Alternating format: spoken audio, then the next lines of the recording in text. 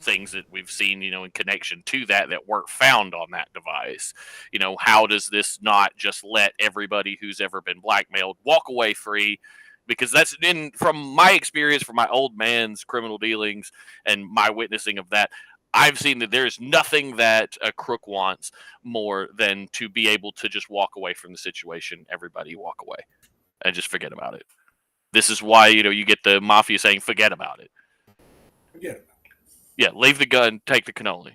Don't, you want the let's not have the issue about it when you're involved in such secret societies and dealings. So why would this destroy their control? It would just allow them to change out all of their servants for new ones. So I made that argument, and then he decided to take it personally, and that's where we are now. But I do appreciate you coming on the show. So this is Sell Me the Woo. I want to kind of essentially get the story from you and see how much of it rings into other stuff that I've read into. Some of it I've bought, some of it I haven't. I read and research any kind of like conspiracy theory, visitation, stuff like that. It's interesting and fascinating to me. I've always been into it. So we have NewAgeMessiah with us on Twitter. I'm going to probably butcher the pronunciation of this because I'm Southern. Coeur d'Alene? Yeah, Coeur d'Alene is where I live. Okay. That's Idaho. Yeah. Okay. So now, from what I remember, when I was a teenager, I was in high school when Lost came out. And when it came out, it was one of the shows that a lot of people liked it. I didn't catch it regularly enough in order to get much into it. My old man watched it for a little bit when we had satellite, and that was like from the years 2004 to 2006. And then shortly after that, things kind of went downhill with the satellite company, and they stopped offering a lot of the channels that they wanted. Old man canceled the package, and then we didn't have TV again after that. With that in mind, I caught some of it, and I had my own kind of like ideas. It's like they're setting up this show, and like maybe they're all like coming back to the island constantly, because of reincarnation. And then I read, essentially what they've got on the Wikipedia article about Lost. Essentially, it ran from 2004 to 2010. And to me, it was one of those shows that kind of marked a differentiation in TV storytelling, where you went from, it was the final like last death of sitcoms as a thing for primetime, and moving more towards these Walking Dead, Game of Thrones, other sorts of series that run long, have lots of twists. And I mean, by the end of it, a lot of the people I knew that had like followed the show, they were either really into the show or they were still watching it at this point, because it's like, it's almost like the JoJo fandom. We watch it and make fun of it at the same time. So that being said, I did watch your video about some of the symbolism behind Lost, the whole Ajira thing. Can you give me like a little bit more background on this for like you when you made these connections? Sure. I was not into TV at all at the time. I was pretty much living as a monk. I didn't even turn my TV on ever. Mm-hmm. I had a little bit of connection with the world on the internet, but not much, just I was mostly meditating, trying to heal because I was tortured. And my kids, during season 5, about halfway through season 5, my kids came over on the weekend, and their mom had turned them on to Lost, and they brought over the DVD for season 1, and I got into it and finished that DVD. And then they brought over the next weekend, they brought over the DVD for season 2. Then I caught up through where, it was at the time, season 5, episode, whatever, on Netflix. And then I went on a Lost forum, lost.com, to discuss it, and by then I had been the beneficiary of multiple mega miracles that blew my mind, and they all led me to make my screen name at the time, NewAgeMessiah. And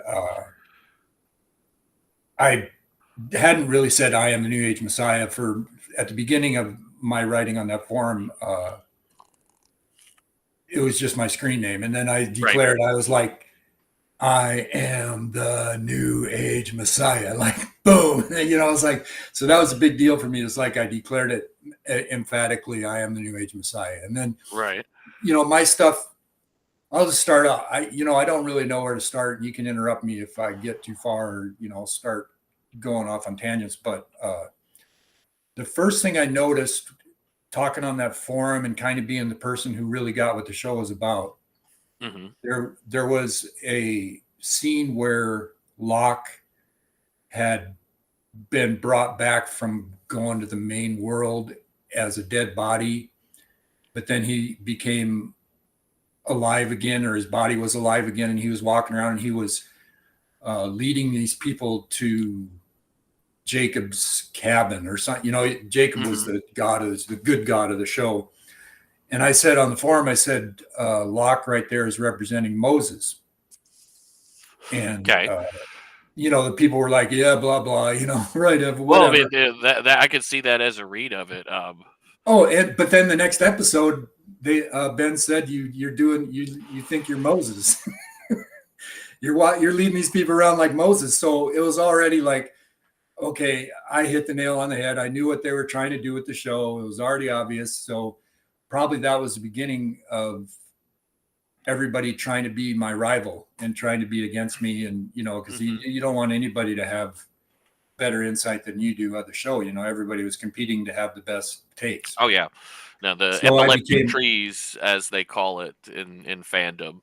So I became kind of the antagonist, and they eventually quickly almost banned me. But by that time, my posts were, by far the most engaging, and, people were responding to them. And then I got on another website, and I came up with my theory, which I was, there was a scene at the last episode of season 5, the finale of season 5, which there were 6 seasons. They had a complete shift of what the show was like, the theme of it or whatever. They had the 2 gods of the island sitting alone on the beach talking. And I from that conversation, I picked up that what they were really talking about was original sin versus natural innocence.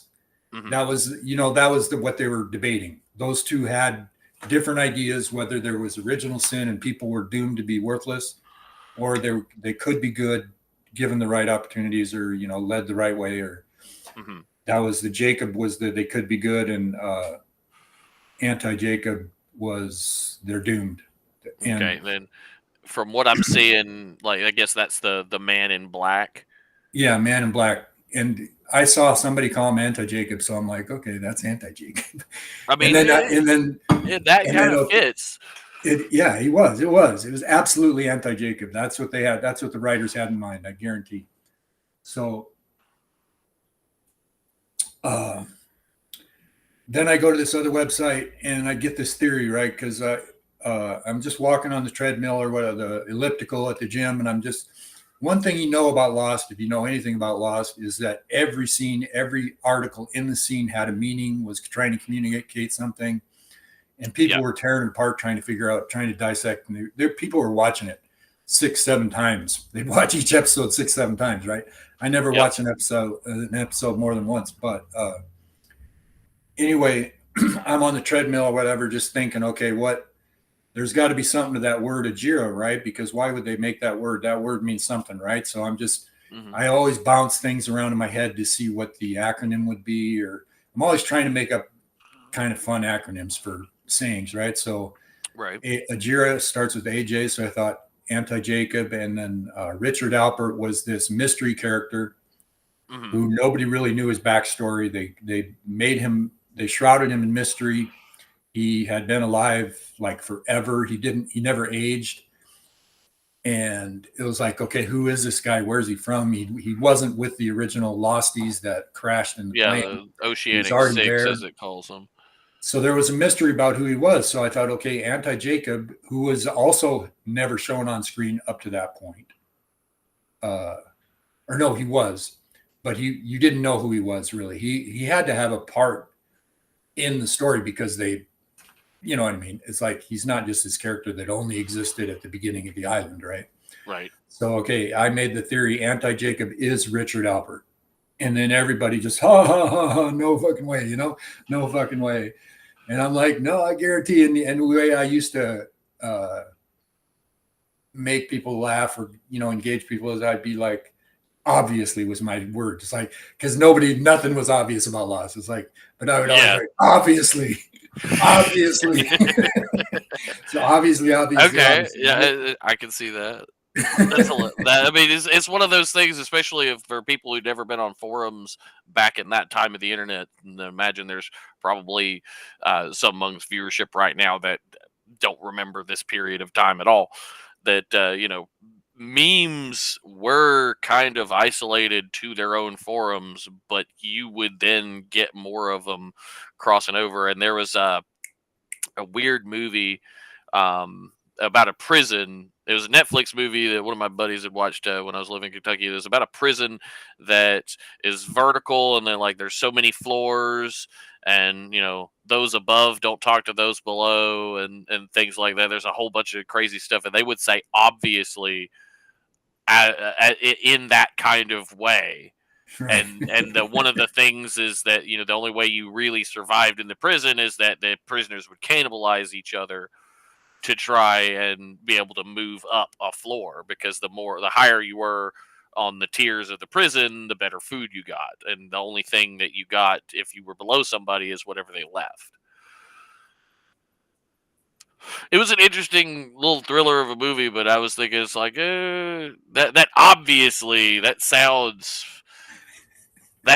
like a verbal tick that somebody picked up from somewhere. So I bet you know my avatar was that thing that they found in King Tut's tomb, that head thing that's also my avatar on Twitter.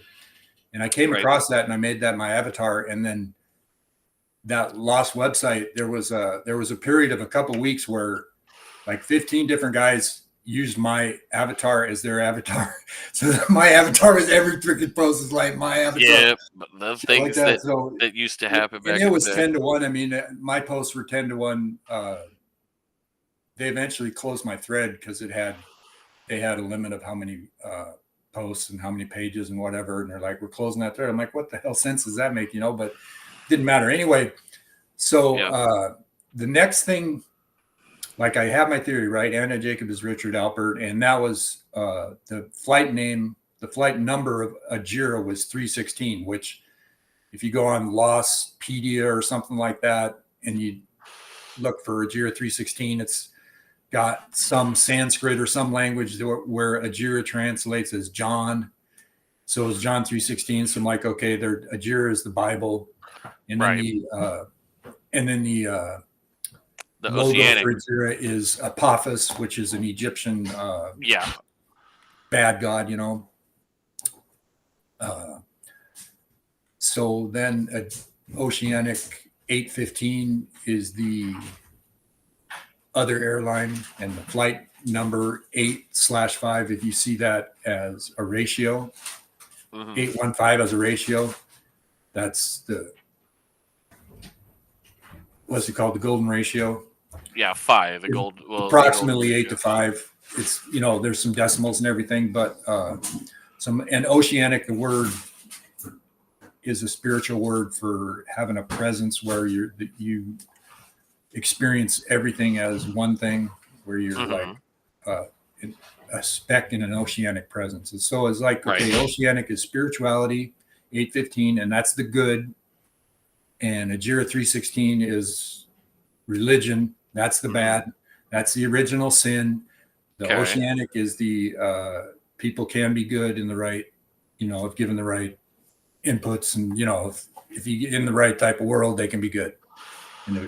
So that was my theory, and it spelled out in Anna Jacob as Richard Alpert. Then, like in the season 6, the last season, approximately episode 10-ish, or I don't know how many episodes there were, but about 3/4 of the way through, Anna Jacob was not Richard Alpert. So I was wrong. And then everybody's like, oh, you're a dumbass. He's not. And I'm like, yeah, he's not. But all I have to do is change is Richard Albert to infected Richard Albert. And Yeah, because I saw that anti-Jake. the infected, and in the process of the video, that kind of made sense because he was touching people and then waking them back up. Like the only thing I really remember from Lost is the one episode where Hurley kind of talks about his curse and the lottery numbers. So it had the sequence of lottery numbers, and then he tries to get the van to start, and then the van actually starts, and they have a little good episode in that. At least that's what I remember from that. And I mean, that kind of somewhat I would say, influenced my thinking now, just because I understand things in terms of fate, in terms of, whether or not you exist in the horrid reality, or as I call it, the isekai protagonist parallel universe where good things happen. And if you're stuck here in the horrid reality, it don't get no better. But, I could be wrong. That could just be me being a curmudgeon and not good enough to make it out of the problems that I have. But if that's the case, then the rest of you should be fine. Yeah. So the next thing that, this is before I had to change my theory, right? I think, Right. I can't remember exactly, but it's in season 6. And I had said, like, this screen that you're on right now. Yeah. Is that Albert was tied to Rome. They named him Ricardus. Yeah. In some scene, he was called Ricardus, right? So I'm like, okay, he represents the Pope, and I made this thread about he's represents the Pope, religion, blah blah blah blah blah blah blah, right? And everybody's like, yeah, whatever. Didn't pay much attention to it. But then on the during season 6, they would run the prior week's episode, or a prior week's episode. They would run it prior to the new episode, so you get two episodes, and they would have on-screen descriptions, just little 2-sentence, 1-sentence descriptions of a scene or whatever. And in one of those on-screen things, they said that Richard Albert was the appointed go-between. Yeah, I saw that. And then, like, okay, that is very much, that's very much the intercessor of Catholic doctrine. Very exactly, much, he's the Pope, and I said he represents all that shit, right? So I'm like, I knew at that point, I'm like, okay, my theory is absolutely right. Nobody can freaking they talk shit, but they can't. And then if you want to just start, click start on the beginning of it. That'll keep me on track. So yeah, that's the logo, Jira Airways, and then it was 316. Yeah. And then NewAgeMessiah infected Richard Albert.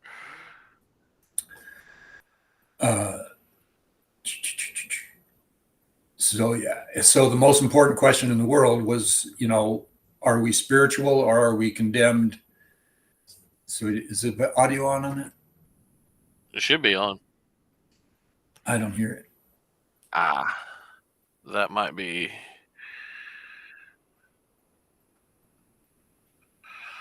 I can describe what he's saying though. I can hear what he's saying. It's like, why are you here on this island? Yeah, the most important question. You can pause it now for a sec while I talk about it. So he said, why? Basically, he just switched the sentence around. He said, "What's the most important question in the world? Why are you on this island?" But what they're really saying is, the reason you're on this island is so that Jacob and I can answer the most important question in the world. Because this was like an experiment. They're bringing these people in to decide who's right, Jacob or anti-Jacob, about the nature of people, right? Right. So the most important question in the world is why you're on this island so we can answer the most important question in the world. And I don't think anti-Jacob wanted any part of it, but Jacob was going to do it, and anti-Jacob couldn't do anything about it. So Jacob brings people to the island so he can prove anti-Jacob wrong about the most important question in the world. Okay, continue. Okay, so the Bible creation story thinks the original sin of Adam and Eve, all the people inherit infection. Jacob was repeated to prove anti-Jacob around the important question of the world. I mean, anti-Jacob infected a ton of people. Mm-hmm.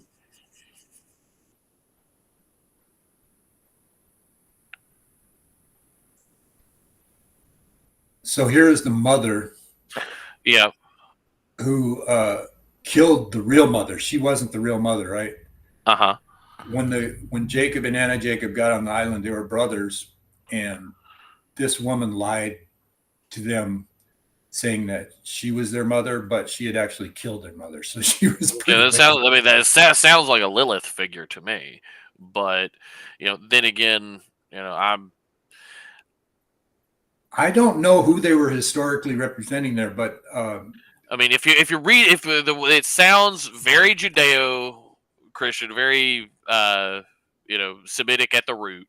So yes. if they're reaching for Moses and some of these other figures and things like that, then I would assume that she would represent a Lilith or an Inanna Ishtar, considering that region's grudge against Sumer Babylon for building the biggest structures.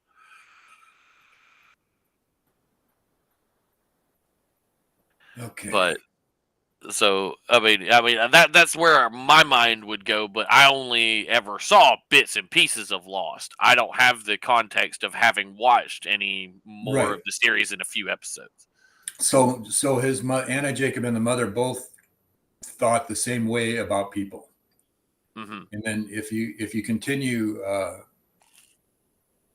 I think the next one is about Adam and Eve. Yeah, that revealed to be Adam and Eve. Jira 3:16 says for the Bible verse John 3:16. Devangari.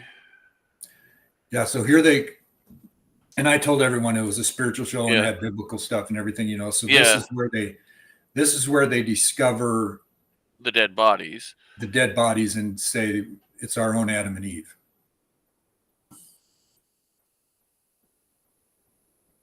Hold on, I'm gonna hit 10 seconds back.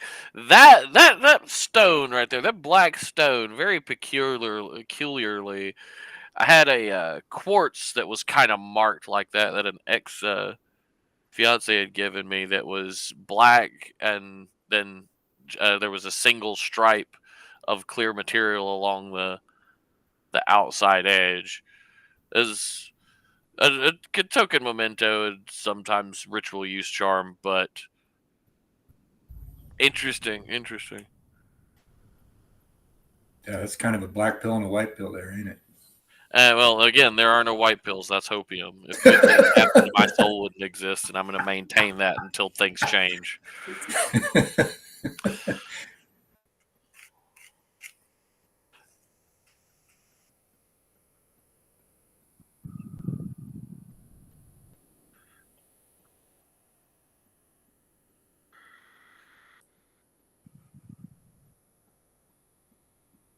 And for all the people who were talking about Lost, nobody else was even on this train of thought about it. I would, and I love. Why not the Dharma Initiative? Like that's an obvious hint. There was so much science in it. There was so much science and literature and all this other stuff that everybody that's what they focused on. I guess they didn't take the spiritual stuff seriously.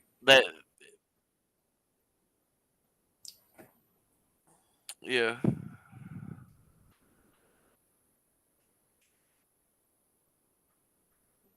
Yeah, and then on the Black Rock, he wakes him back up from being dead. Yeah, and he's infected. He wakes up infected. At least that was my theory. Okay. Right now, here, when you say infected, what do you mean by that? Well, the show said infected. Okay. And so when Anti-Jacob would... Okay, that's what... He became the smoke monster, and... Anti-Jacob whatever made it. And anybody he touched would be infected, and they would just be like... what people would call now like demonic or whatever, Okay. Makes sense. So Richard Alpert, son was married to this guy, and they were just really in love. They were the perfect couple. And Alpert did not actually watch them all die, but they came back desperately looking for the losties that were lost in this situation. And Albert's like, I watched them all die. And so he's just as despicable, wretched, mean type person, even though he had this demeanor of being super calm, so you didn't think of him as being evil. They hid the fact that he was evil, kind of. They didn't make it super obvious. So like I say in that thing, there was always something dark or dismal about Albert. Okay, so it was almost kind of like of him being almost a Faust type of character, in the fact that he made a deal with what you would consider the devil. Yeah. And was trying to find a way out of it through the people that he was able to interact with and tried to deceive. Something like that.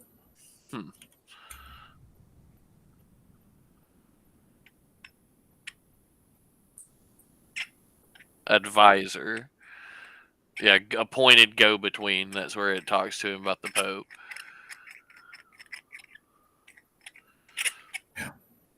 And now, also his backstory involves him being sold into slavery by a priest. Huh. Okay. His wife had a serious disease and he needed medicine, and he traveled, a couple days to the doctor. And the doctor said, I need money. And the guy said, I only have this much money. And it was to save his wife's life. So he killed the doctor to get the medicine.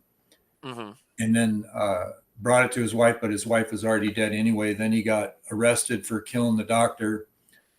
And the priest bought him from the law and put him on this ship as a slave, which was the Black Rock. So he was on the Black Rock as a slave. Okay. Sold by the Catholic priest. Okay, so now interesting as far as the whole bits on the papacy. So when it comes to woo, I have my own woo, just like everyone else.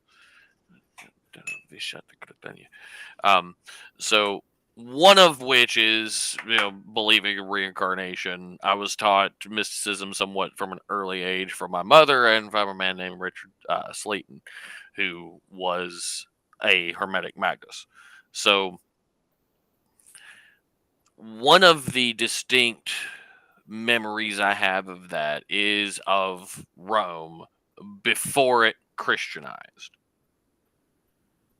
And in that period, there's a couple of things about understanding the cultural significance of the office of Pontifex Maximus and what that meant and what you were supposed to be doing at the College of Pontiffs, rather than what the papacy was able to do with that office. And a large part of that is due to, I would say, the legalism influence of Judea and the Persian satrapies that got absorbed by Rome in its eastward expansion. But it's there are a few subjects that I know about, and sword play is one of them. There, some of the hermeticism principles are another. But when it comes to some things, I've read a lot, but I don't have direct, shall we say, visitation experience that you would say, outside of some of the regressions that I've had. But I'm going to hit playback again. So what we do next. Yeah, he did. Oh, this is where... Yeah, this is where he talks about we're all in hell. Now, that's like, someone's like, I can agree with him. It's like, yeah, we're all dead. This is all hell. This is... Samsara is part of the condition. But see, he's infected. And that just reinforces the fact that he's infected, We're all in hell. This sucks. We're all dead. Well, I mean, the results are, you're dead. And like, I imagine, so for people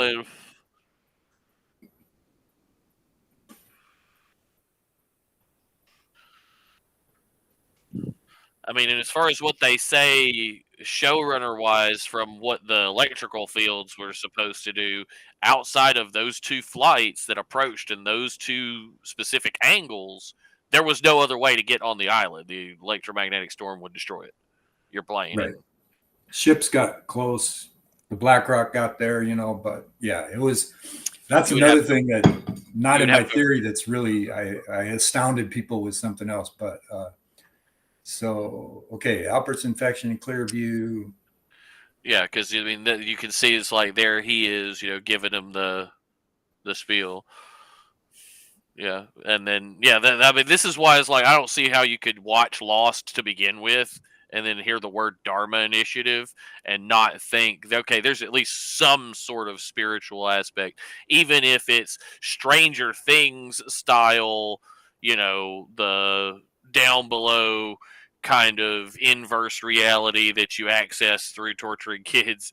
I mean, that's what the way Stranger Things looks to me. It's like, to me, the bits and pieces I've seen of it and the way that they've talked about it and portrayed the show, it's like, it's based off the Montauk experiments. It's like, no, that reminds me of my gifted and talented education as a child, and I don't like this. Yeah. So the next one is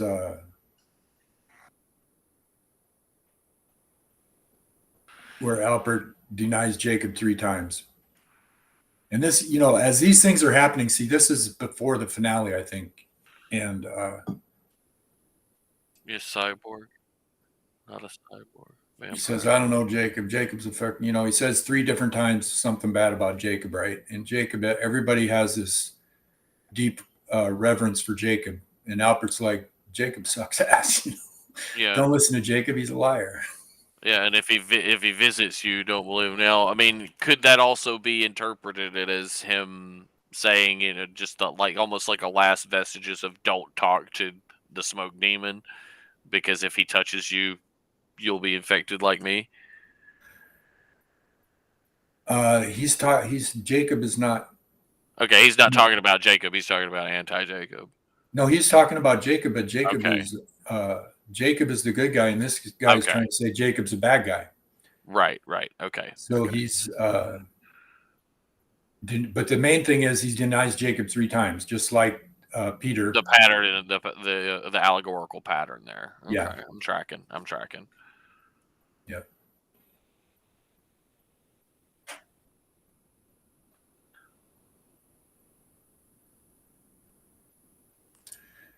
You really get, I mean, it's kind of slow through this part. The anti-Jacob part is kind of slow, but once it gets to the oceanic part, it's freaking amazing. So, yeah, and then this is where the heart thing. Airplane was anti-Jacob's only way off the island. This is where Look Your Heart in the Mirror and Lost kind of really start to. I mean, the whole thing is just almost like a carbon copy of my story, but Albert gets his heart touched. He hears the voice of his wife that died. Yeah. And all of a sudden, he knows what's right and what to do.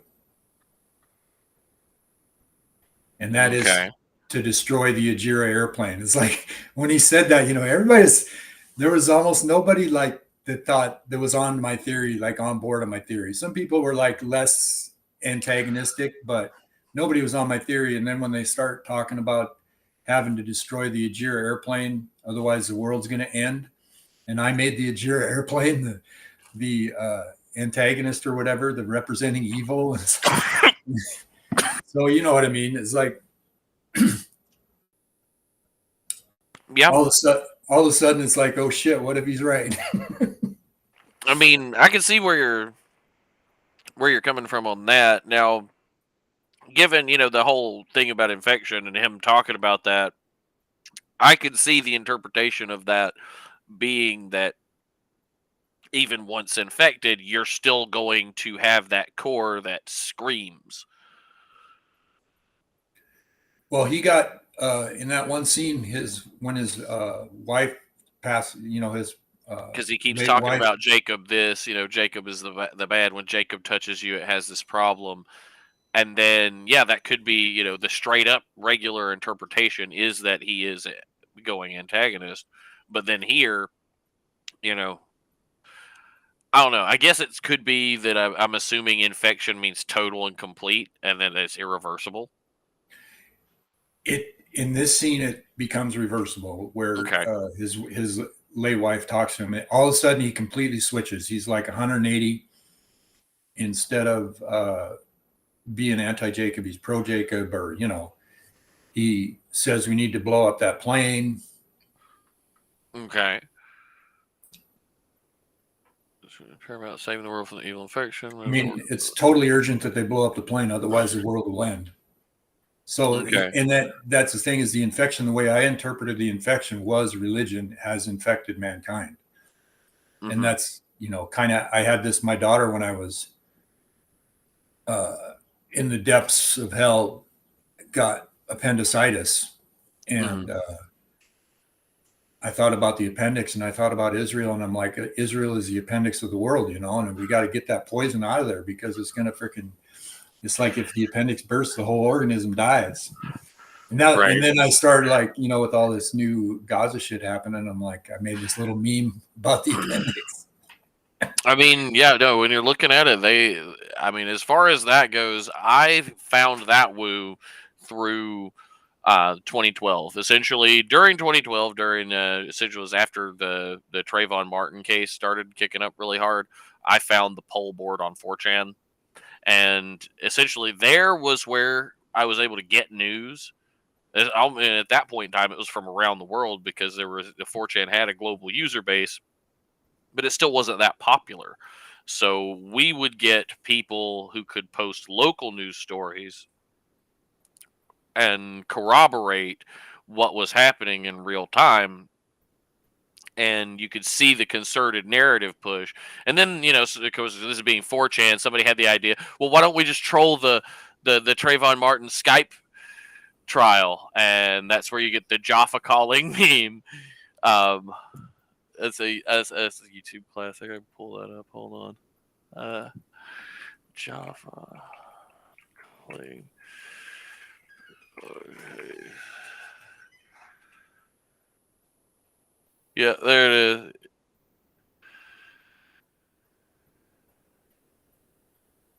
Shit, I can't hear it. Selvin, and then the 4chan had found that, and then there was one of these guys that was Jaffa, and it's the black guy with the candy cane in his mouth, and this was during the testimony of the Trayvon Martin case. And, the whole narrative of that, that it started out, it's supposed to be a white guy killed a black guy. And then it's, George Zimmerman is a Hispanic guy who was neighborhood watch, who was assaulted and had his head bashed on the ground when he then pulled his gun and shot the guy. And then there was this whole, to do. So I saw that, and then started kind of looking into it, and had kind of my own theory about it. Essentially, that Obama was trying to push through as much as he could. They needed to push as hard as they could, because they had the most apocalyptic fervor that they were probably going to build. I, of course, was wrong about that, because you can build apocalyptic fervor forever, as we can see with 2024 Cloud World showing up as it is in the QAnon phenomenon. But at that time, I was thinking, this is they're going to try to push the 2012 people, and all they have to do is have Obese get elected again, and then push this conflict, that's going on with Syria hot, because of what's going on with the Golan Heights at that period of time. Israel wanted that because it was a source of fresh water for them, since Lake Kinneret was draining and starting to fill up with salt water. That being said, you had this huge push, of trying, and that's when we discovered the JIDF, the Jewish Internet Defense Force, being a real thing to defend Israel, its reputation, and its interests online. And so, that kind of started down a whole rabbit hole. And then you had the Snowden affair, and Edward Snowden happened, and then you had Julian Assange, WikiLeaks, get arrested and locked up in that embassy to start with back then in 2012. And that kind of started my journey into being more of a dissident on politics and other things. But all the way up before then, I had collected conspiracy theories just because they were interesting to read to me. There's one that I got introduced to by an art teacher I had in high school, that was the Columbine shooting was orchestrated by the government. and there were FBI confidential informants that helped them not only get the guns, but that were on campus that were not detained and questioned. And reading through that little book was a trip. Yeah, I haven't looked into Columbine much. It's scary the amount of connections that those two kids had with the defense industry that were very That's oblique, and that's a common then thread. That's a common yeah, thread with all of them. it's like a lot of them. And then he also introduced me to the one about how Frank Zappa was the only one to make it out of a certain area of California. It's like the Rosemont Valley or something like that. It's the racing of the rock and roll world, to where you had like John Morrison and a lot of people all went to that one high school at one point in time. And the only person of that era to make it out of that era and not die of overdose or something else was Frank Zappa.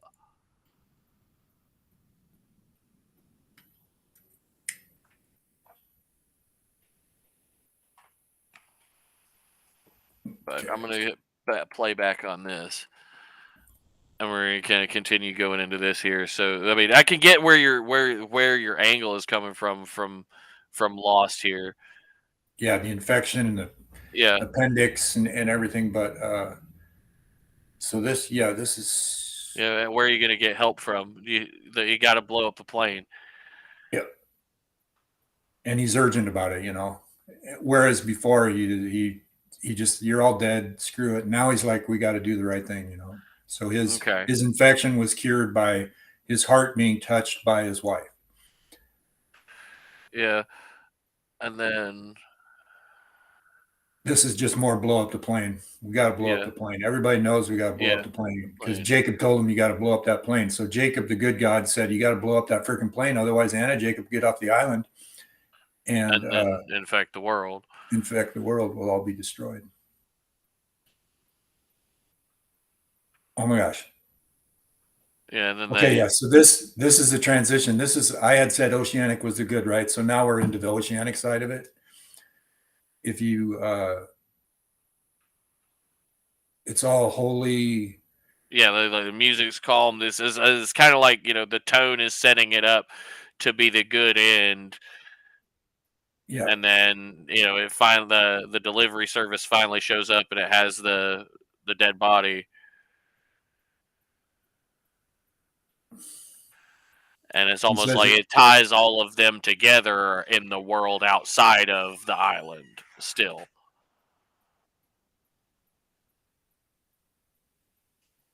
Yeah, you need somebody. Desmond is the basically the high priest. Okay. Golden ratio. Okay. Now the next the bit, the dude gets kind of like gousered and atomically destroyed, and then there's Pippin. Well, the main thing is, that when he goes through this, enlighten me, and then this. So I don't get this. This is kind of funky, but the main thing about this scene is once he goes through this process, which is kind of a hokey plot thing, he's preparing to be able to go down into the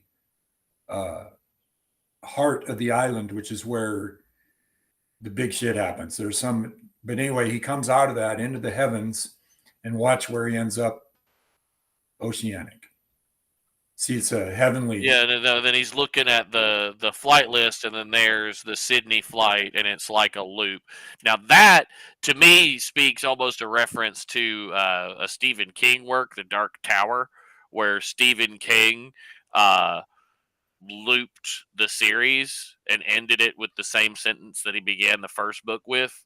But that was more of Stephen King being a hack and writing himself into a corner. I think they kind of intentionally set this up to end with the, I'm looking at the flight that started this, to where it says, I'm not sure if it said delayed there or hold on. Oh, it said arrived. 8:15, 10:42 arrived, and the flight arrived this time instead of getting sucked into the island. Yeah, that's interesting. I never noticed that. So here Jack has been stabbed, right? And he was the new Jacob, because by this time Jacob had been killed. And so to have the power, the magic powers, he had to drink the water that comes from the underground special place or whatever, the spring. Mm-hmm. And of Okay. course, when he drinks the water, it's out of an oceanic water bottle. Which is just, I mean, you can't drive it home any harder. I mean, Yeah, no, that you is would have very to, much. There's very much the symbolism there that they intended that to be, the exactly. good side versus the bad side, at least as far as what the writers were intending. Yeah. Oh, I thought that was at the beginning. Yeah, this is where they say the source. That's where Desmond had to go down into there in order to do something to keep the island Mm-hmm. from going to, Okay. So there's the goddess on the side of the wall of Yeah. Jacob's cabin. And so that's another freaky thing. You talk about show me the woo. It's like Yeah. all the shit I Yeah. say that an Okay. Egyptian goddess spoke to me and all this shit, And Okay. there she is on the freaking side of the wall, in control, basically, or the mother of the god of the island type situation. And Mm-hmm. then she's the one that spoke to me, and I'm the one that solved it. It's freaking I mean, mind-blowing. okay, so I mean, as far as the show goes, like the interpretation of Lost, that is the interpretation of Lost that makes the most sense that I've heard. That isn't something that essentially devolves into that the writers forgot what they were doing halfway through the show's There's other creation. theories that kind of make sense. Like there was a theory that it was a game, and that was kind of like, yeah, that could be, that's a game. But this is the true meaning of it. This is what they really wanted to drive home. The symbolism was, first of all, I saw it, and then it came Mm-hmm. true, and then they couldn't have driven it home any harder without completely ruining the show, Okay. And that the main thing is, okay, you would think that I've told these people the goddess spoke to me. She's on the wall. I solved the show. It's, you can't argue that I solved the show. It's obvious I solved the show. But I don't think there was a single person on that entire website that had anything really very favorable or positive to say about it. It was just they wanted to be the one to solve it. And that was really Right. all they did. And they weren't. And plus, I rubbed it in. I'm like, I'm the only person in the world that knew what the show was about. Right. So You know? now, when it comes to the miracles visitation, that part of it.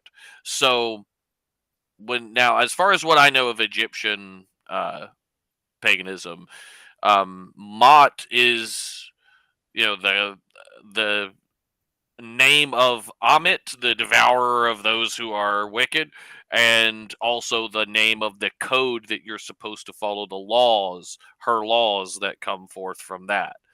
And then you have, the Ra, Horus, and then Osiris succession from that, and several other things.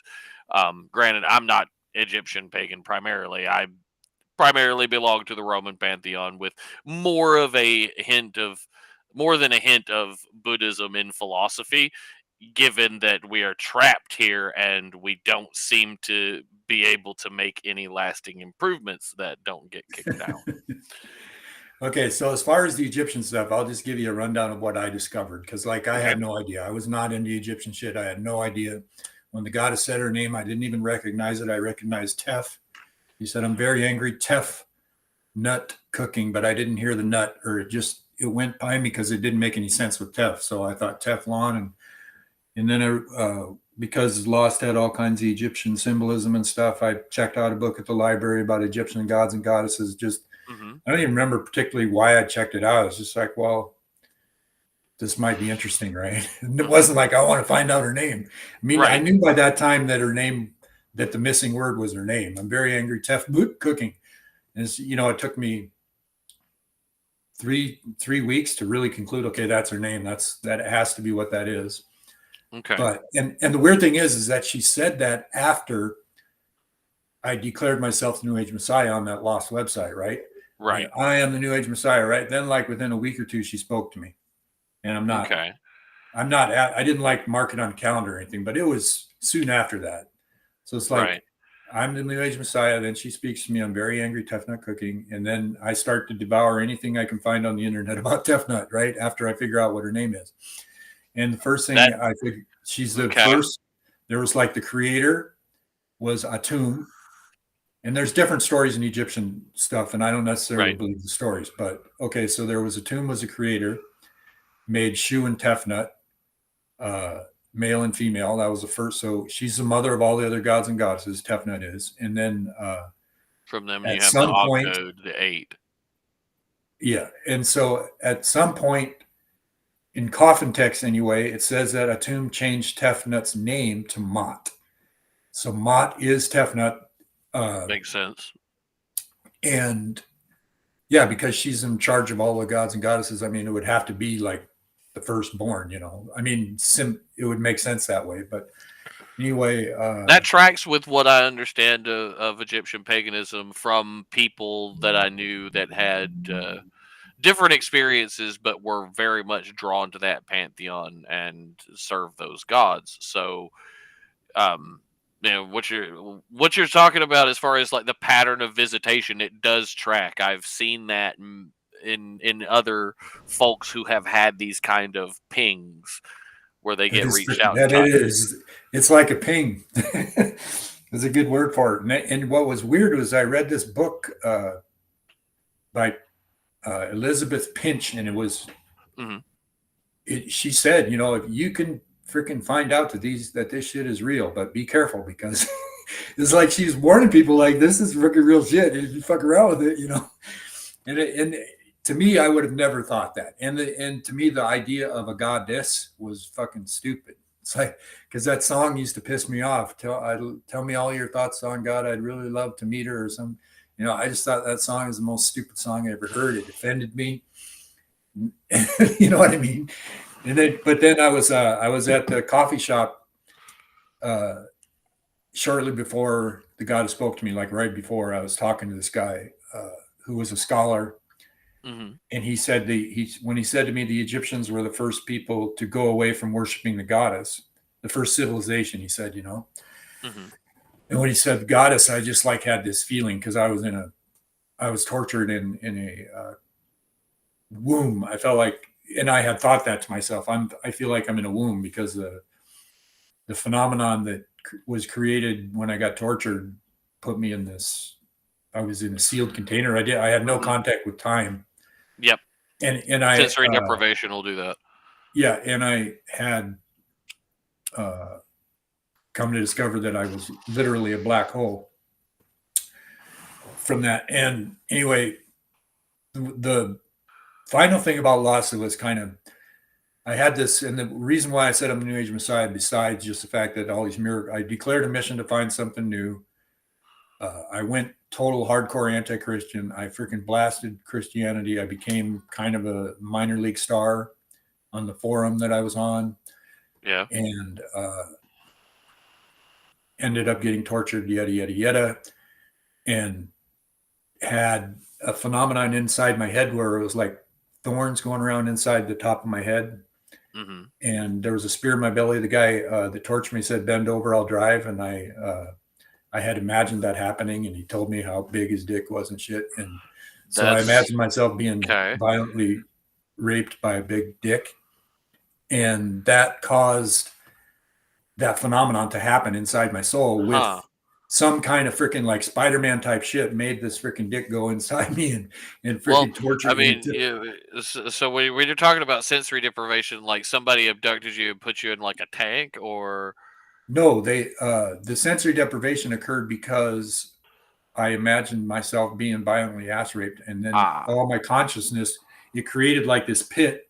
Okay, so you got pulled from internal, and my consciousness and then out. Gradually went down into this and turned into. If you've ever gutted an animal and there's like the blood is like bubbly and shit, it just it's like everything inside my soul was like this. I call it like in a volcano or whatever, you know. This just horrible. Everything was horrible. 100% of my soul was horrible, and I had no consciousness. I was like, my eyes were fucking crazy, and I would look at people, and they would almost want to call the cops. or hit me. I Yeah. couldn't sit anywhere. I mean, I was literally driven. I became deranged, but not in a way that was like, uh, you know, it's a different kind of deranged than what people normally think. So anyway, Hmm. there was Okay. as part of that phenomenon, there was a crown of thorns and there was a spear in my belly. So that's part of why I said I'm the New Age Messiah, because like all these miracles are happening. I was on a mission. I found something new. I looked my heart in the mirror. I saw a light. There was a freaking mega freaking explosion of energy when I did that, and light, and this is going to Hmm. change the world. The words were in my head without me thinking them. It was like, so when I looked my heart in the mirror, I looked at my heart in the mirror, closed my eyes, went down inside my heart, felt like the second grade little boy that I, was precious. I Right. really had self-love at the time, and by the time I'm at this stage, I loathe myself. I'm just this Right. horrible person, right? But then I felt like that second grade boy that I loved being. And I said, this is me, instead of what's in the mirror. What's in the mirror is not me. This is me. And then, right. So I have this revelation. I make mirror jewelry. There's miracles happen. The first Hmm. guy put ones on, writes me and said he had an experience he can't describe. Hmm. Surge of power, blah, blah, blah. So they're miracles or Interesting. miracle. So I'm like, okay, I'm the New Age Messiah. And I didn't do that because I think I'm so great at all. It's like the last thing I thought is I'm great. It's like, no, the only thing I thought is that I sacrificed myself, found something new, became very miraculous situation, and I have a crown of thorns in my head and a spear in my belly. I'm the New Age Messiah, right? Yeah. So part of that phenomena was there was like a little island of shit floating around in my skull, right? Hmm. It felt that way. It was kind of a phenomenon. I can't really describe it, but Right. it felt like, okay, there's this island floating around my soul. So the way everybody's trying to figure out how the island was the way it was, right? And it would float around and you couldn't find it with navigational instruments. And, it was this phenomena. They couldn't figure it out how to get to the island and all this shit. And so my theory of how the island was created because of this thing floating around in my skull, right? So I did a visual of like a god up in the sky, and I had researched a little bit and found like a magnetar is a star that's Hmm. compacted so freaking densely. Like Right. if you had like a magnetar the size of a pool ball or billiard ball, it would be way more than the Earth. Right. And so I imagined like a god throwing a magnetar at the Earth, and it hits because in the show there was a way where if you went inside this place on the island, you would come out in like Egypt or some shit. I don't remember exactly, but Hmm. Sudan or you would come out on the other side. Essentially at the headwaters of the Nile and in that lake that's at the border of Sudan and Egypt. You would come out on the other side of the earth if you went. And so I thought, okay, some god threw a freaking magnetar at the earth, like hypersonic speed, goes into the ocean, comes out the other side, Hmm. and then it creates a vacuum and sucks, because they had Egyptian statues on there, right? From the other Right. side of the world. So I thought, okay, it sucked all that shit out from when, you know what I mean? And then it's floating around there. And I thought, okay, that's how they created the island. When I made that theory, I called it the cosmic bullet theory, Hmm. and it blew some people's minds. Like that was like the most mind blowing thing. But the sad part is they never described how the island was created. But that was a mind blowing thing that I came up Yeah. with that I would have never imagined if I didn't have a freaking island floating around in my Yeah. caused by. Now, I would say that when you're talking about inner worlds like that or passages through the Earth, a lot of the Agartha theory follows that, and some of that's been a pretty interesting read. So now, I mean, I've read some of the stuff as far as like that you posted on Twitter about like the different miracles that you experienced. Um, so as far as this ties in, like, do you think that do you think that the creators of Lost were messaged in a similar way to you, and that they just tried to hide that message in a way that wouldn't get them attacked by the powers that be? I don't know. I know that there was an interview, or somebody came out with a leak from something that one of the Yeah. writers, Lindelof, or one of them said they can't believe they're going to get away with what they're putting in there Yeah.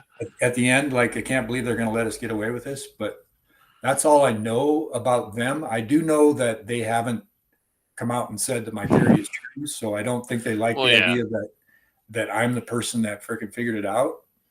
Well, I mean, there's that. I mean, I've seen, as far as my theory of the muses and how that works, is that you can end up somebody who creates something and they don't know what they created. This is the impassioned watchmaker idea. My great grandfather built a perpetual motion machine out of belts, pulleys, and all kinds of other crazy shit. But he built this machine that tore itself apart, and he could do things like that. But he never drew blueprints or anything. They always came to him in a rush of mad vision, and he would create these expired machines and didn't know what they did until he started it up. So I you don't have a think lot that's of the case with Lost. That's very right. interesting, but I don't think that's because they, it's very intentional with the freaking Right. symbolism. I mean, given that you're looking at a television show versus something you build in your garage, yeah, because you have to have way more intent, especially to get something through a studio. Yeah. So then, okay. So I'll just go through. I'll go through since it's show me the wool. I'll go through very briefly, like Right. the miracles, right? So I declare a mission. Decide I don't believe the Bible. Declare a mission to find something new to replace it. Make a big splash, and declare, my mission, my motto is reality is God. When you pretend to lie, you cease to exist, you die. Right. So I'm like being real, just what do they say? Letting your soul, whatever, burying my soul. Mm-hmm. I'm burying my soul. Mm-hmm. And I get fired. I get in trouble. I get caught. I lie. I have a girlfriend while I'm married. My wife doesn't care. I'm super cool.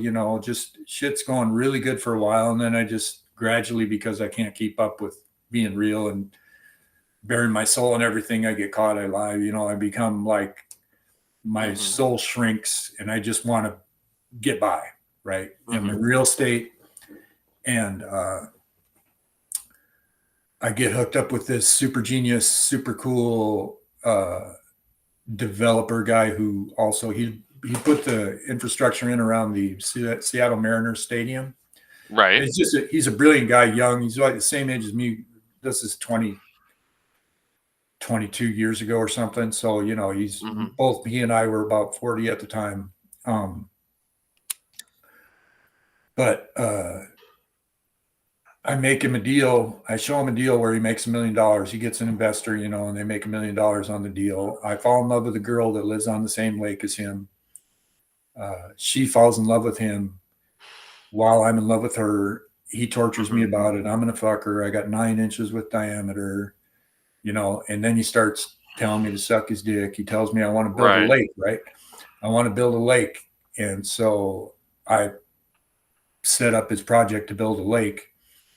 And during this time, like he's licking his lips, he's looking in my eyes, licking the lips, slurping, just giving me all just one.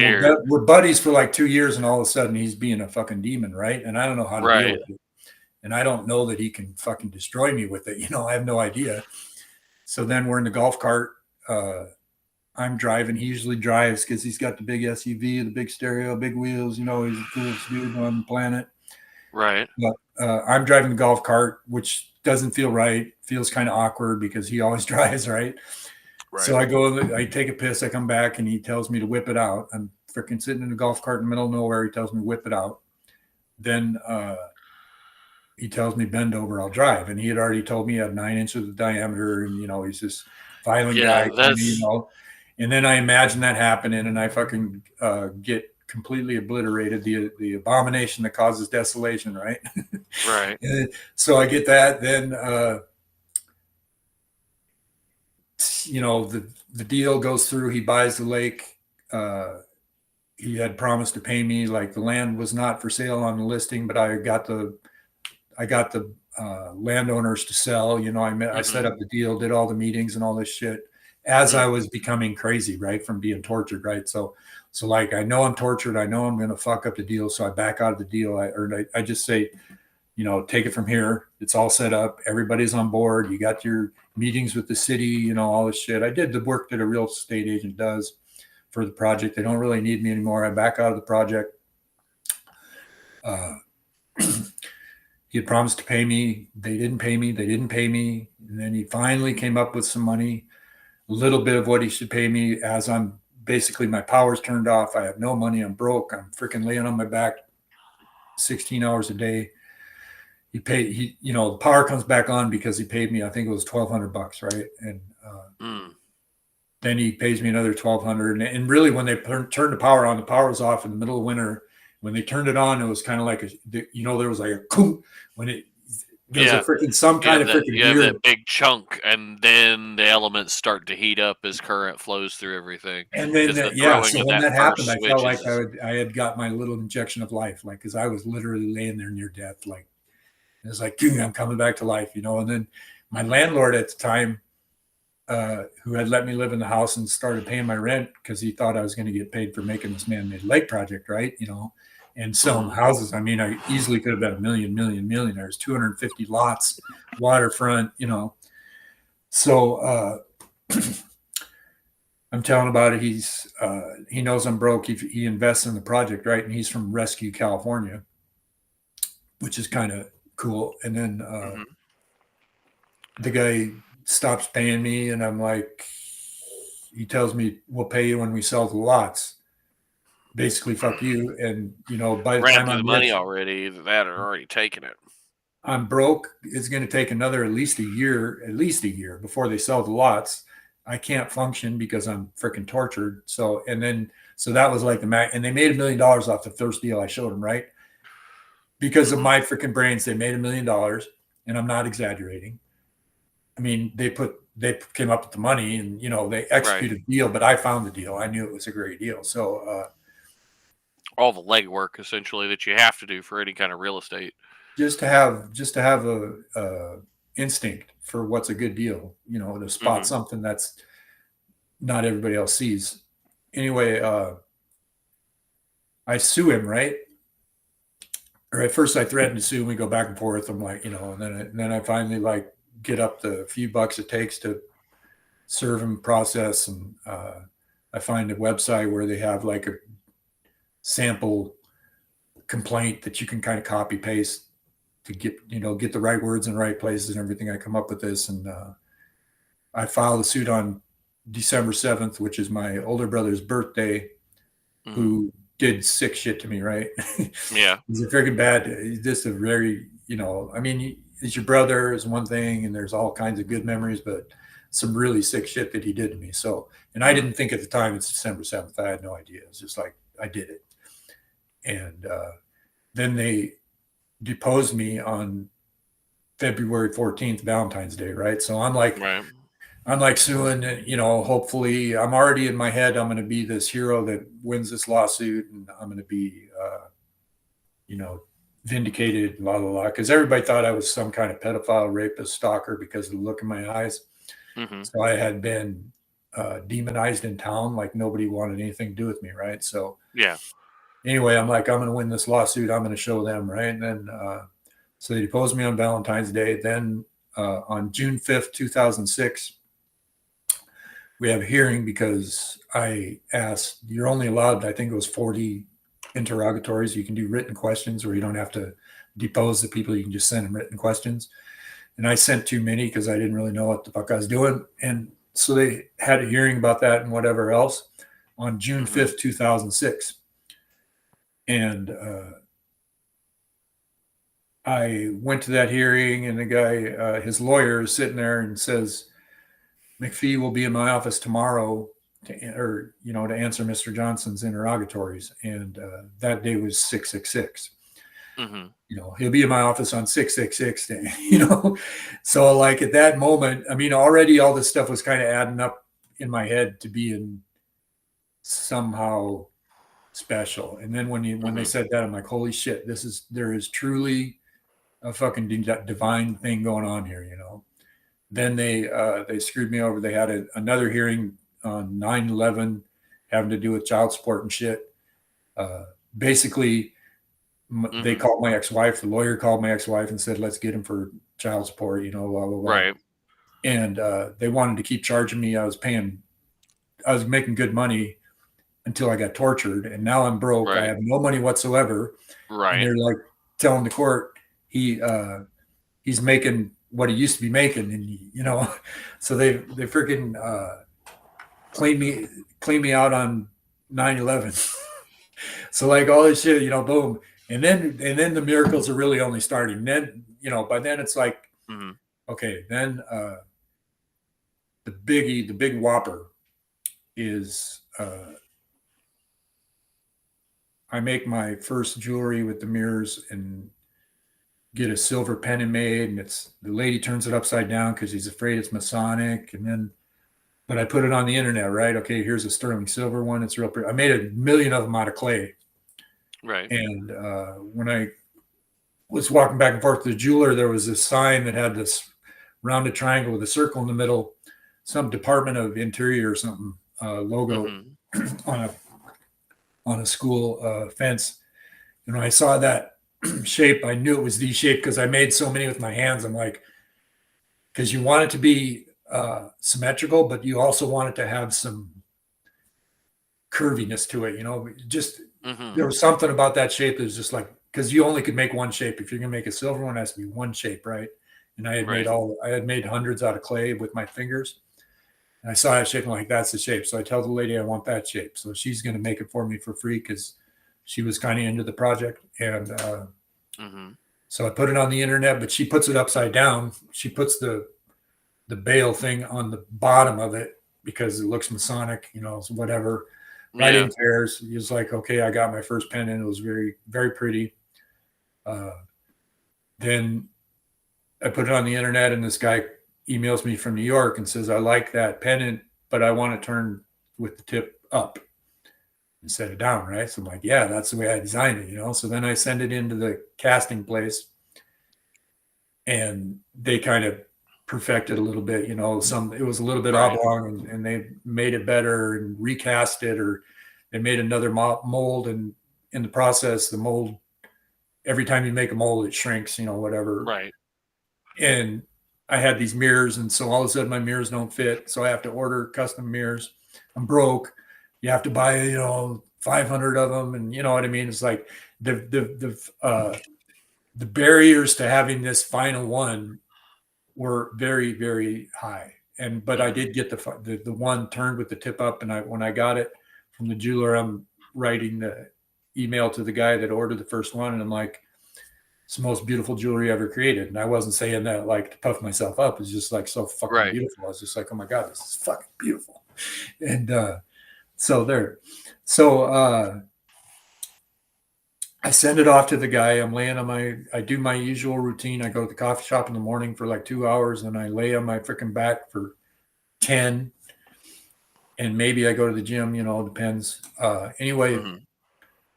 the guy emails me and says the pendants really are beautiful. When I put it on, he ordered two of them. When I put one of them on, or when I put it on, I had this surge of power, you know, Mm-hmm. experience I can't describe. He freaking had, and I'm laying on my back, and I open my email, and it's like the pendant I made is like fucking making this guy have this fucking massive internal whatever fucking heebie-jeebie woo Yeah. shit. You know, I'm like, holy fuck, you know. So I started calling them miracles and miracles, right? Mm-hmm. So that's like I tell my landlord, you know, whoa, whoa, whoa, you know, and he's still on board. He's like, still help me because I'm still broke. He's still doing what he can to keep me in my house. And, you know, eventually I started Right. renting. There was a 3 bedroom and eventually I had 3 people in each bedroom or one, you know, and then I slept in the living room. So that was the way I Right. paid my rent. But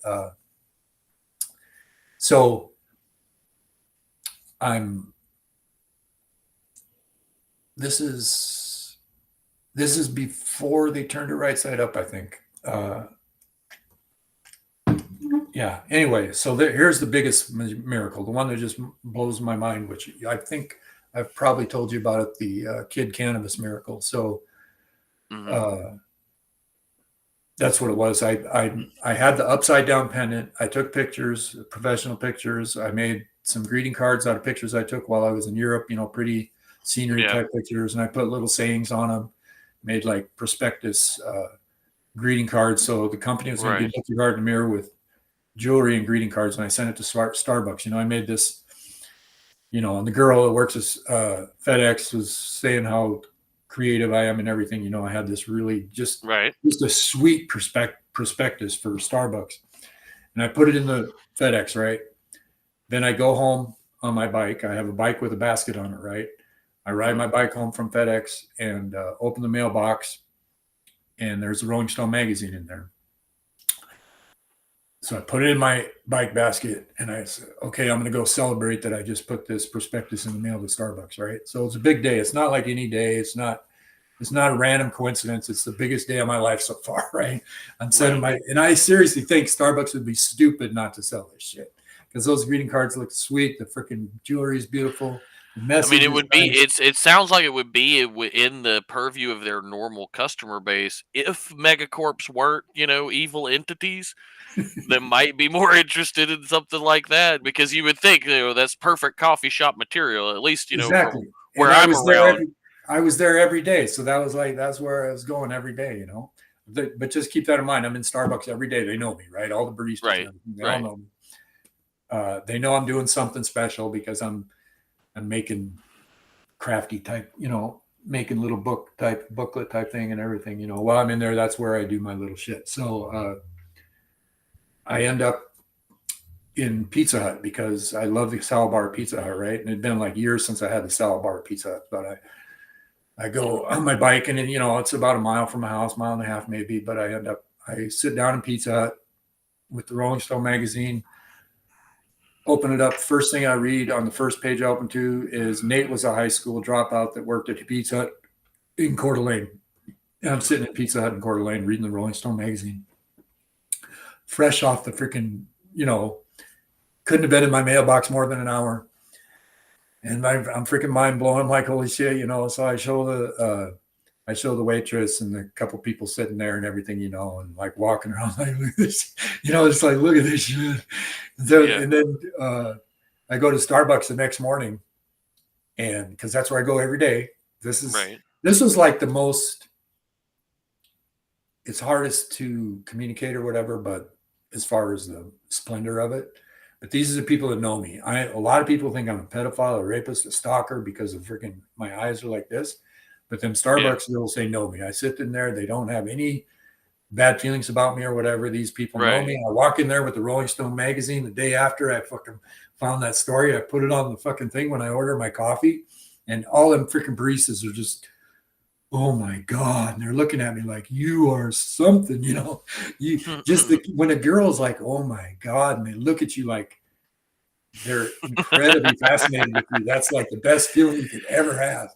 So I had that feeling right in Starbucks. And then I think so the next day in Starbucks then, but here's another thing is my landlord lives in Rescue, California. Mm-hmm. And the next thing I open to in the Pizza Hut is Paul McCartney on a bike that looked like mine, right? They got this spread where they took 3 pictures of him, and it's, when you open the magazine, there's like Paul McCartney on a bike. Right. And it looks like mine. It doesn't have a basket, but it's basically the same quality level, or, it's probably a $50 bike. Right. It looks just like mine. And so I'm telling my landlord about it. You wouldn't believe it. I opened up to Pizza Hut in Coeur d'Alene. I'm sitting in Pizza Hut in Coeur d'Alene. Then the next thing is Paul McCartney on a bike that looks like mine. And he says, I got tickets to see Paul McCartney in 3 nights. So like it's just completely freaking mind blowing. And this is the guy that saved my life, and he lives in Rescue, California. And he has tickets to see Paul McCartney in 3 nights. I mean, it's freaking completely freaking mind blowing. And nobody else in the world has any fucking idea that the biggest miracle ever just fucking happened, And stuff like that continues to happen. People that are mean to me have accidents. One guy got his ear bit off. One guy fell off a telephone pole. one guy got killed in a motorcycle accident. That that if they knew I got tortured and they were mean to me, all of a sudden people were having like serious shit happen to them. Right. And so all these things, and then I find a knife in a sheath in the middle of the street, and this guy that tortured me is kind of like making ominous fucking, because I had sued him by then. It's like I felt he might try to kill me or something, and so I found like this knife in his sheath, so I put that fucker under my pillow, little Right. shit like that. Uh, so then a couple of years later, approximately, is when I started watching Lost. So all this shit has started happening. So, Okay. So then, you got hit by the synchronicity before you started to get exposed to the show. and I didn't declare myself New Age Messiah until, you know what I mean? It's not, and it had nothing to do with ego, nothing to do with I'm so great at all. Zero. Right. And the weird thing is that I had, people had made, when I first started my mission on Newsmax, my screen name was Gloopy Boy, which meant stupid, but I didn't know it meant stupid. So like they were calling me Stupid Boy and everything. But I had created this thing called Gloopyism that would be like you would make, if you're going to make your own religion or philosophy or whatever, you'd have your 10 things that you said, and so I started on like I had 2 or 3 written, and I was pretty damn good writer, and I evoked a lot of emotion in people and everything, and I had like 2 of them written, and then my life started going like this, and that's about as far as I got, right? So the thing is, like, there's so many personal things that would eventually come out if I wrote a novel or something, but I still am tortured, so I have trouble maintaining like a stream of consciousness. But there's so many little personal things. One of them is that I knew I wanted to be somebody to create something like that, but I knew that I needed something that I didn't have. Right.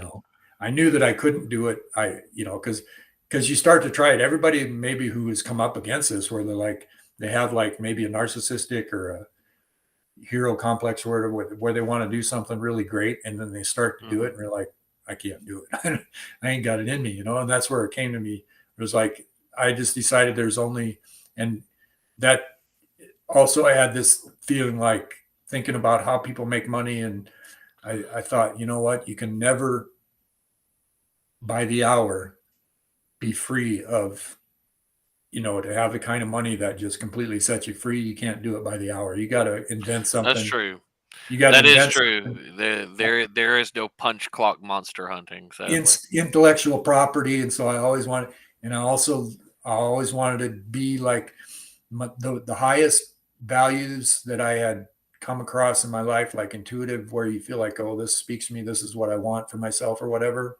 The highest ones were when I was in the Army. I took a Urail pass, and I found this jewelry stand in Yugoslavia on a beach, and this girl had just, it was just a routine, silly jewelry stand. But I thought, you know what, that's probably the most dignified thing, or high value thing that you can possibly do, is to create like something that somebody else wants to wear, that has a meaning to them, that gives them a feeling of empowerment, or whatever you want to say, Right. like if you especially in 19, I'm assuming this is like 1990s Yugoslavia.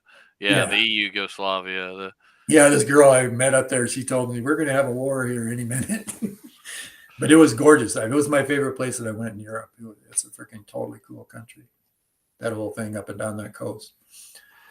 But so I thought, okay, and I had never, and I took a picture of myself. I had her take a picture of me sitting in her stand like I was selling her jewelry. And so I have this picture of me. It kind of looped you back around to that. Exactly. Exactly. I thought I lost that picture because I had that photo album, and I could not find that son of a bitch in photo album. I looked, and I had given up on finding it. And then when finally I had to move out of that house that I was, renting rooms in, I came across the freaking album buried somewhere, but I'm like, holy shit, there's a picture. So anyway, then the next thing was children. What do you teach your children?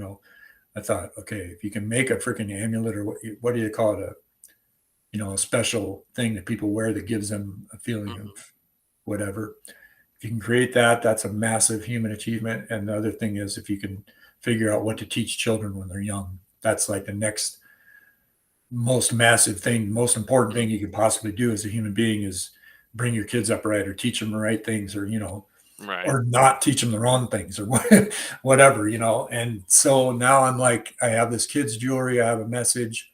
It mostly who I market to is kids, at least for now, because it's inexpensive to make things for kids. They don't care what it's made out of. They don't have, Right. what I As mean? long as it's non-toxic, you can As long as it's generally, you cute and don't have to happy. have gold, and silver, Yeah. and actual gems. Fair enough. Yeah. So I guess, oh, and then okay. So like, I thought, okay, I solved Lost. I was just waiting for the freaking phone to ring from some person from Time Magazine or some shit. They Right. want to know how the New Age of Messiah solved Lost, and that's a big fucking deal, right? Nobody ever freaking cared at all. It's like, so I'm like, how the hell am I got all this shit. I got this freaking look your heart in the mirror. A freaking goddess speaks to me. I solved Lost. You can't argue I solved Lost. I'm gonna be famous. Somebody's gonna call. They're gonna make a movie out of me or whatever, nothing. And then Sandy Hook happens in December 2012.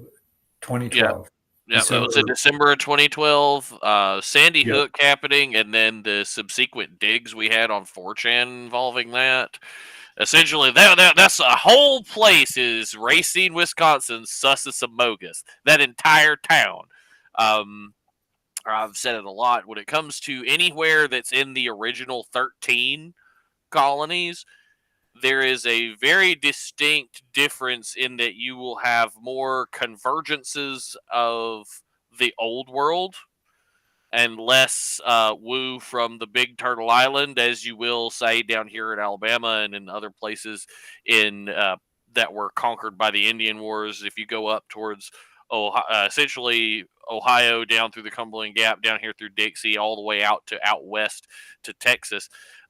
Past that, you start to see more of the influences left over by New Spain and Plains Indian stuff, more than you would the woo that I'm used to around here, with the way that hauntings work and other such things. In the original 13 colonies, you have more European style woo that happens, more convergences of that nature. So when Sandy Hook happened and all that stuff, is like there's this school that was completely targeted by Adam Lanza, and then you look at Adam Lanza and he looks MK Ultra as fuck. You look at that kid and the way that things that happened around him, it all looked very suspicious. And then you have Alex Jones do his special on it. I watched that and it's like, yeah, absolutely. I'm sus. I'm not 100% going to buy Alex's woo that it's Nazis that control the world. But I will buy that Sandy Hook is absolutely sus. That the fact that this kid came in, did all of this death, and then suddenly there's all this, suppression on a absolute nobody website at the time, where we're talking about, hey, it's sus, and then we're getting thread banned, and people are starting to get doxxed over it, and it's like, what the hell do they not want us looking into Sandy Hook for? So yeah, once that happened, that was one of the things that really triggered my journey into at least political dissidence. Versus because they came in real heavy, just ready to, with a narrative and legislation ready and everything, and then Yeah, I'm gonna say they're more uptight about that than anything else. And they really just don't want anybody talking about it in there. And I think Alex Jones is in on the conspiracy to shut people up. I don't, Yep. But Bill Hicks, as I would call him, because the Bill Hicks is Alex Jones. I buy that woo 100%. 1,000%. Alex They Jones definitely and are the Bill Hicks. same. They're very, They very have the, close to they have the same skeletal structure, the same patterns. When Bill Hicks would get angry, it's like, a discount store Lewis Black, and Bill Hicks was funny. Alex Jones's compilations are funny. There's been a couple of times where he's acknowledged the theory, but at the same time, the fact that Bill Hicks dies of cancer, and then Alex Jones happens in Austin, Texas, out of nowhere. Austin, Texas being a very much a glowy town where they deploy socially experimental shit in the heart of a supposedly blue state, right next to Dallas Fort Worth, a conglomerate collection of defense and intelligence contractor companies. So yeah, everything that comes out of Austin is sus and bogus. And then you have Alex Jones out of nowhere. So yeah, when it comes to the Sandy Hook thing, yeah, I'm sus on that. It does, those towns kind of remind me of the Racine, Wisconsin stuff. I'm sure you've seen that going on Twitter, and the way that the Breb gang and all of them have kind of just started a little fire with that. So as far as what what have you, if you've considered the Racine woo, do you buy that woo? I definitely see that there's something going on there, that especially, but that thread, just I read the guy that posted that thread that you were on, or The you Perusia? reposted or something. I read a lot of that, and I don't come up with a pattern that I can say, okay, this is It's exactly what. very broken up. Now Yeah. the threads for Racine that I have that are sus. One is the death of Jenny Moore, aka Task Force Orange. She worked with George Webb Swigert. Now, Jenny Moore was on Vote, which was an alternative to Reddit during the original Gamergate era. Um, you had Vote as an alternative to Reddit because Reddit was taken over by a hyper-liberal cabal known as SRS, and they were a group that kind of coordinated on the Something Awful forums as well as other off-site platforms in order to moderate Reddit in a certain way for a group of people that were giving them funding. Now, as far as what we know, Ghislaine Maxwell was one of those people. She was very much high up in Reddit and its moderation, so that's all you really need to know about Plebit there. When it comes to SRS and their involvement with this whole bit with Gamergate, they started to kind of exhibit coordination that they were obviously getting it from somewhere. And then Jenny Moore gets on to Vote, and the Pizzagate investigations start happening. You have those drops on 4chan from the FBI and on. This is before Q. This is part of why I believe that the Q operation is something that was designed to dilute this, similar to the Patibony twins and several other E-celebs. They started with a barrage of that shortly after the Pizzagate investigation started, and then Q happened, and that subsumed everything. And the Q operation took all of the investigative wind out of what people were trying to prove with Pizzagate, meaning that our government is controlled by pedophile, Satanist, evil bastards. So you have the Racine people. The Racine people point out, that Jenny Moore was killed in Racine, Wisconsin. She died in a hotel, same hotel that Jason Goodman and George Webb Swigert were staying in, for what I understand.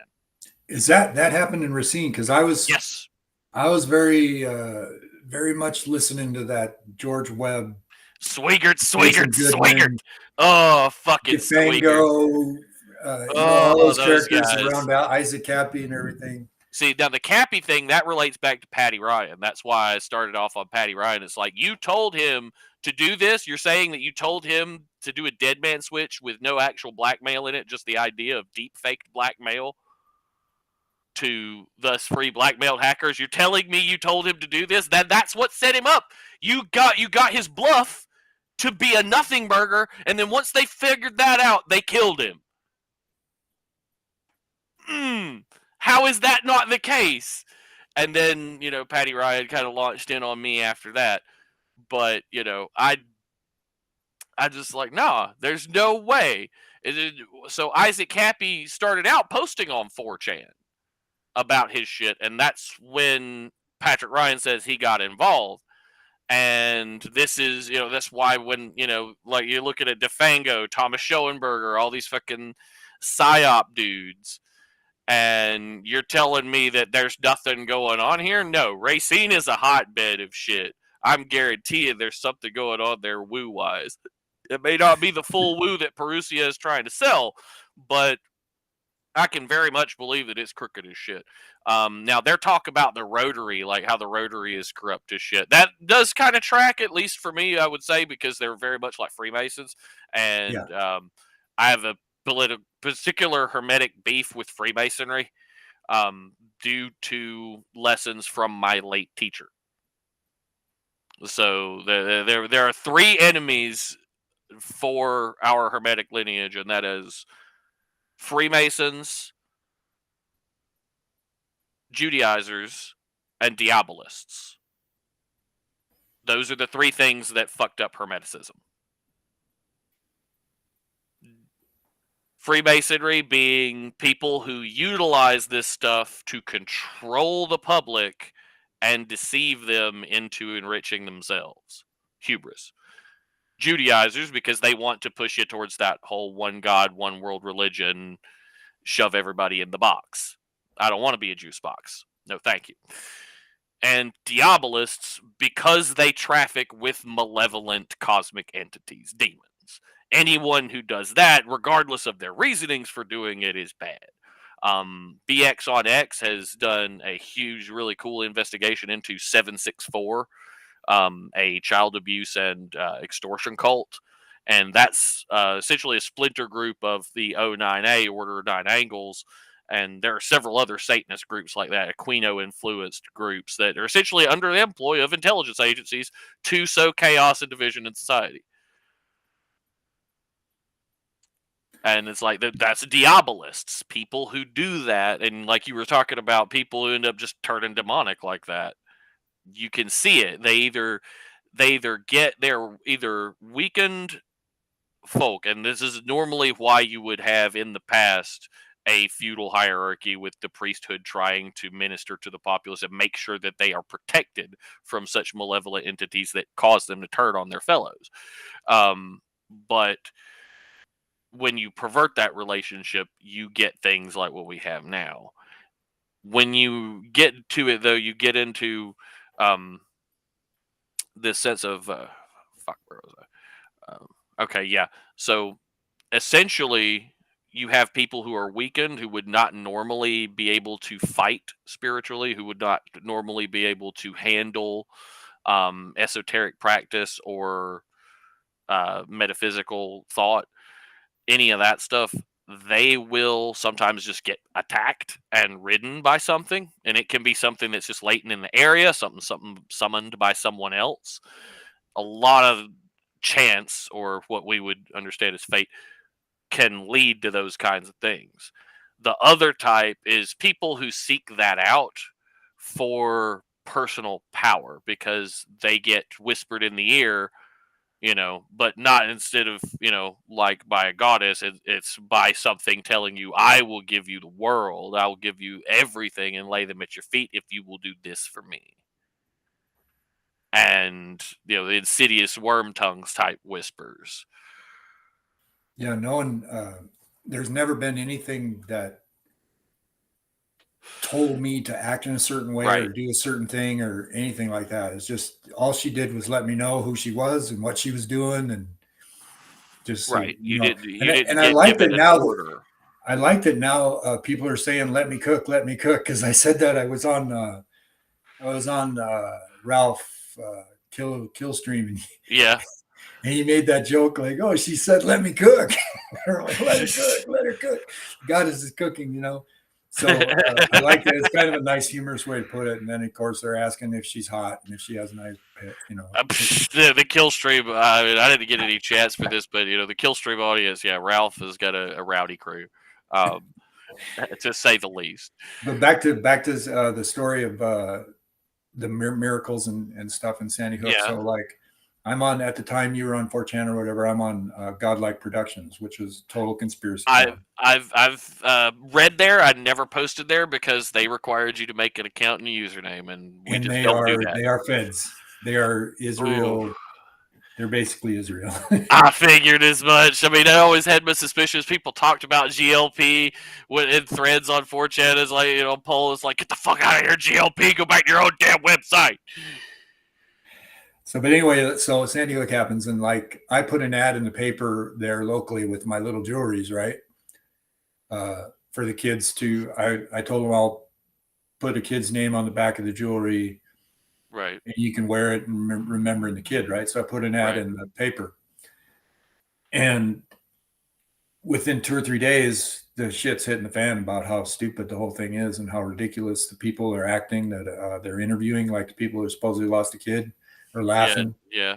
They're freaking not acting like they lost a kid. And Duper's Delight style. Everybody on the site that's ever lost a kid is just like, there's no fucking way they lost a kid. There's absolutely no way. And you hear this like over and over, it's like, these people are not just saying that. These people have lost a kid and they're saying that person did not lose a kid, right? And then they start showing how many ridiculous, the police are changing their mind 100 times about what kind of gun. And, the coroner makes a complete idiot out of himself. Everything is ridiculous. The amount of SSRIs that were in Adam Lanza's system is phenomenal. Well, we don't even know. I don't even guarantee that he existed. I don't even guarantee. At least on the coroner report, like if you're looking at that, where they're but the coroner's got paid for. Yeah, I know that. I'm not disputing you there. It's possible that he's completely made up, but I'm saying it's like, just from my experiences of being in systems and having doctors prescribe me things as a kid and later on as a late teenager, they're like, the effects those drugs have on your brain are really hard, and the amount of SSRIs that this kid was on, he should not have been able to accurately do anything. Because I was on similar ones, and I nearly lost my license to drive because I could not control the direction of my eyes. I couldn't look in a straight line. Nothing about the story is plausible, and it completely, and that's why they started deleting every single video that had anything to do with it, right? YouTube, this is a purge. And then Alex Jones comes out with his shit, and then they sue him for like a bajillion fucking dollars. Okay. I'm like doing my freaking shit with Lost didn't pan out, right? I'm not famous yet, and then I'm like on this. So I'm like on December 12/21/12, which was the Mayan calendar date, right? Yep. I wake up and the countdown date that everybody was supposed to. That's a week after Sandy Hook happened, and by then I'm like sure in my heart that it's not real. It's like I decided Christianity wasn't real. Right. Just like, this ain't real because the verse about God ordering genocide, I just took that as like my final answer question. Did God order genocide or did they make it up? And I'm just like, they made it up. And then it was like dominoes. Okay, they made all this shit up, It's a boom. So like in like 1 second, Christianity just fell to absolutely nothing. And that's when I'm like, I'm going to find something new, right? So it was the same way when I woke up, like, Sandy Hook is fake. I just made kind of the same kind of decision. And as terrible consequences that could be if it wasn't fake, I made sandyhookoaks.com on 12/21/12. And then like over the next week or so, I started putting videos, started to look like a real website, Then I got an email from salon.com that it became like the search engine was rigged by then, it was like the search engine, if you search Sandy Hook, my website came up first. Yeah, at that point, so you had somebody working SEO, search engine optimization at that time. SEO attacks do happen.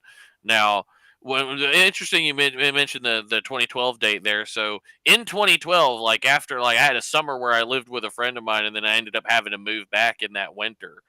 And after in that winter, that was kind of like one of my pivotal moments where I started working as a security guard, because it was an easy do nothing. I was desperately looking for an easy do nothing job so I could sit there and write.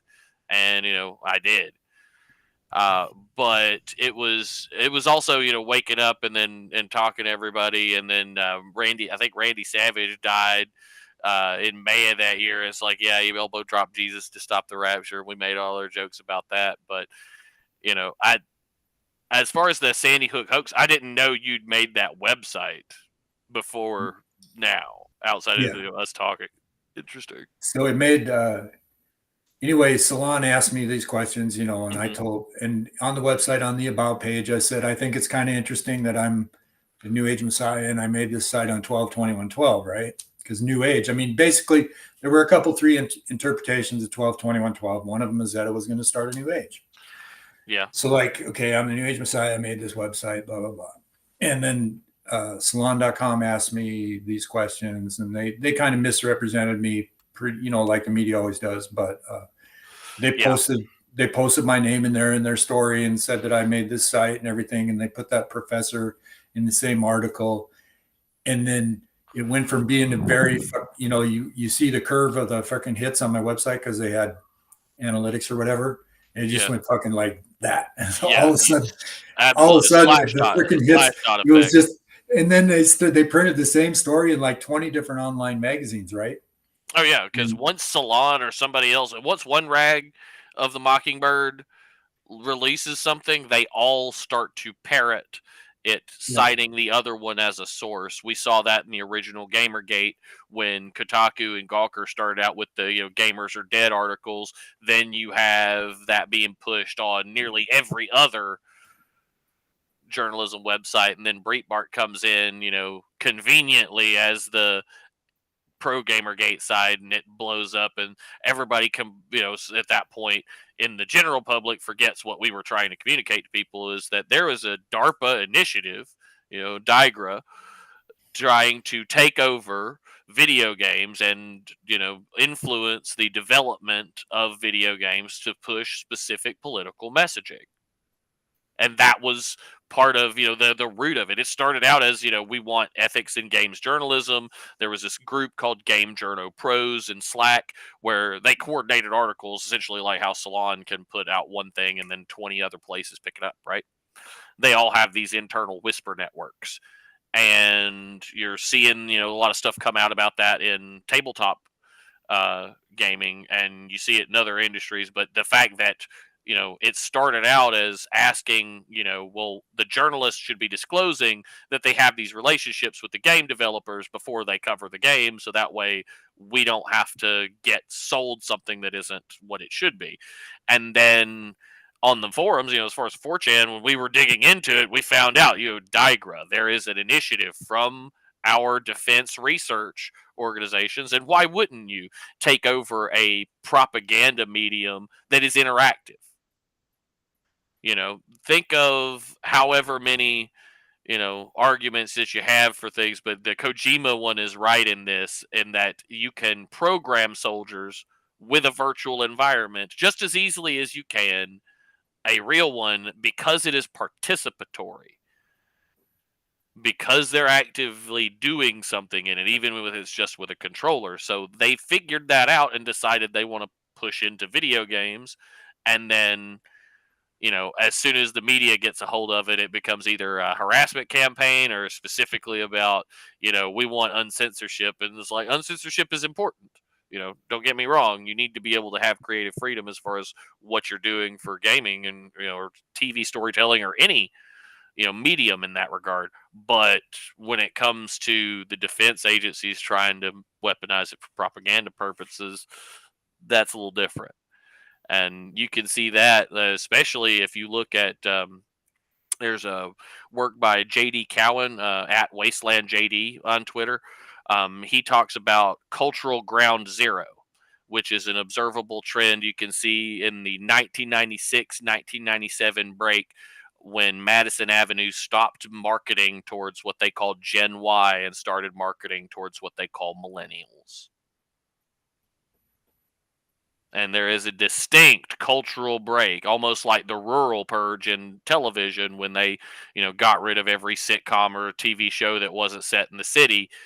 you had the cultural ground zero happen in 1996 when they wanted to sweep away everything of the old world and bring in the social justice new world. Yeah, I definitely can see that. I definitely observed that. Never articulated it, but I mean, if it's like Two Guys, a Girl at a Pizza Place, that whole show is a microcosm of it because your first season of it is very 90s in its design.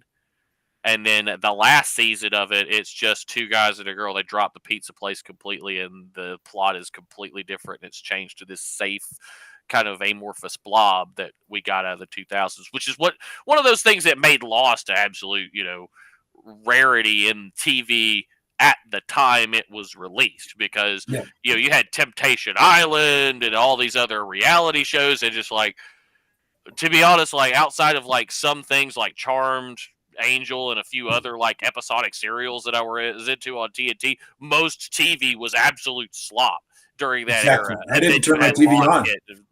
I It's had like, given up on what TV. I is had no this? interest in anything on TV. When my kid, it's exactly what I said when it was in. I said, "This does not look like TV, man. This is freaking mind blowing shit. This is awesome." Yeah, it's not. It wasn't something that you saw on every other network, and Yeah, I was surprised that we actually ended up getting it that way. But given that we are coming up on the 2 hour time limit, I'm going to say that like this, it warrants more digging on it, and I'm going to be reading more into it. And I'll probably go to the website and read more of your story on there.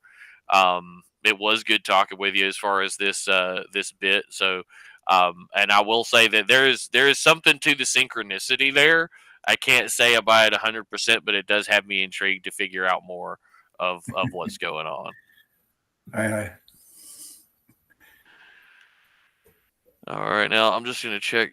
Did we get any chats? No chats. Well, with that in mind, I'm going to go ahead and end the stream. I do appreciate you coming on the show, and I may have you back on when we have other guests.